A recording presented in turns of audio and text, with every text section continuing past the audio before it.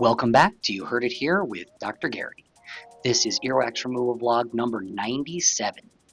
In today's episode, we're going to look at what happens when candling goes wrong. Both of the patients in today's video saw us within a week of having candling done. This first patient reported that after the candling, their ear heard less than it did before the candling.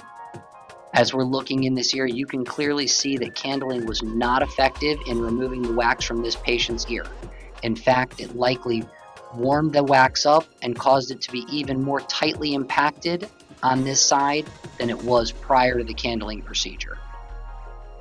We're getting this out in one giant glob using the curette. That is an absolute huge piece of wax. As we look back in, we can see an intact, healthy appearing eardrum. Now that patient was very lucky because the mishap with the candling just caused them to have more impacted wax.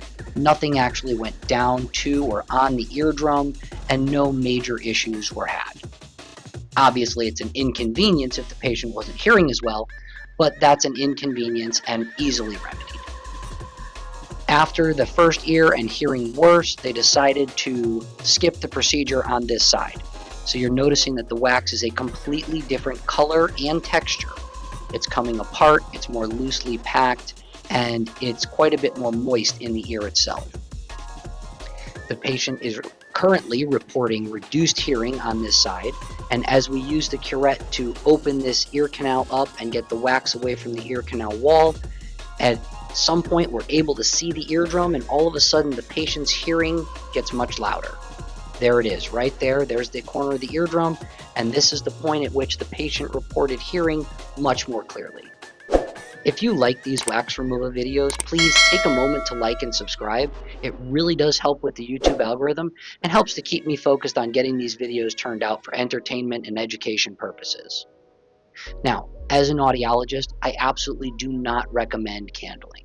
Candling is one of those things that some people will swear by. I see only the people who have had issues, and quite frankly, the number of problems that I've heard of happening during and after candling appointments, it's not the primary method of wax removal. I would absolutely not recommend it. Now you can see that we got that wax removed with no issues. The eardrum is moving as the patient is able to valsalva, and again, the ear that had the candling mishap just had the wax impacted further. Now let's look at this next patient. You can see some odd debris down on the eardrum, and it's very difficult at first to determine if that is scarring, wax, or something else. The patient is able to valsalva, meaning that they can pop their ears. Their eardrum is moving. We did run a tympanogram on this patient and see that they had slightly reduced eardrum mobility, but still close to normal limits. The only reason we know that this is wax is because upon seeing this, we sent the patient to their ENT. Their ENT used a local anesthetic and actually scraped the debris off of the eardrum and told the patient that it was wax, likely from the candling appointment they had about a week before they came to see us. Because this patient came in for wax removal, we're just going to clean up the exterior of the wax here that's still on the ear canal walls, give you one more look at that eardrum. Again, if you like these wax removal videos, please take a moment to like and subscribe. I'm happy to bring this to you, and hopefully we can educate and entertain. Candling, not the most recommended method for earwax removal. If you're having trouble with your ears, please consult your hearing healthcare provider.